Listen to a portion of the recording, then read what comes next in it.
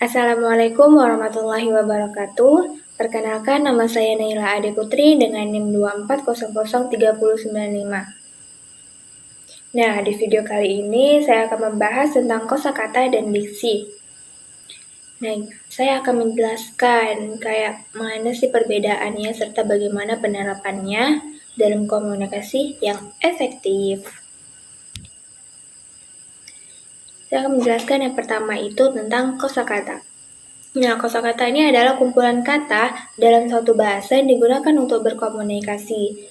Jadi, kalau kita semakin banyak nih kosakata yang kita kuasai, maka semakin pula kita dalam menyampaikan pesan dengan jelas. Kosakata ini penting karena yang pertama memudahkan kita dalam memahami dan berkomunikasi. Yang kedua, meningkatkan keterampilan berbicara dan menulis kita. Yang ketiga itu mendukung penyusunan kalimat yang jelas dan bermakna. Selanjutnya itu jenis-jenis kosakata. Jenis-jenis kosakata yang pertama itu kosakata umum, di mana kita ini sering menggunakannya dalam kehidupan sehari-hari kayak seperti rumah, hujan, makan, minum, dan lain-lain. Yang kedua itu ada kosakata khusus. Nah, ini dalam bidang tertentu kayak misalnya diagnosis, algoritma, logistik, dan lain-lain. Baru yang ketiga ada kosakata baku dan baku. Nah, ini tuh mengacu pada pedoman umum ejaan bahasa Indonesia atau PEBI. Contohnya tuh kayak kata baku aktivitas. Nah, kata bakunya tuh aktivitas. Dia pakai F bukan V. Jelaskan tentang diksi. Diksi adalah pemilihan kata yang tepat dan sesuai untuk menyampaikan gagasan atau secara efektif. Jadi, kita jadi tahu maksud dari kata tersebut, makanya pentingnya itu dalam pemilihan diksi.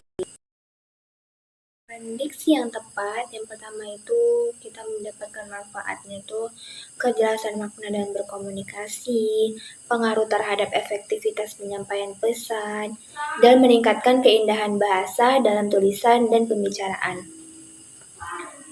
Prinsip pemilihan diksi yang baik, yaitu yang pertama itu sesuai dengan konteks komunikasi. Jadi, apa ini yang dimaksud dalam berkomunikasi? Kita nih lagi ngomongin tentang apa? Nah, harus pemilihan diksinya itu sesuai. Dan yang kedua itu menggunakan kata yang jelas dan tidak ambigu, agar kita tahu tuh maksud dari kita ngomong. Kayak orang tuh jadi tahu maksud dari apa yang kita maksud gitu. Dan gitu memilih kata yang efektif dan tepat sasaran. Jadi kayak dia nggak mengartikan sesuatu yang kita bilang itu ke hal lain. Dan gitu menghindari kata yang berlebihan atau kurang spesifik. Nah, saya akan memberikan contoh penggunaan diksi yang baik. Kayak kata pertama nih, dia tahu banyak hal.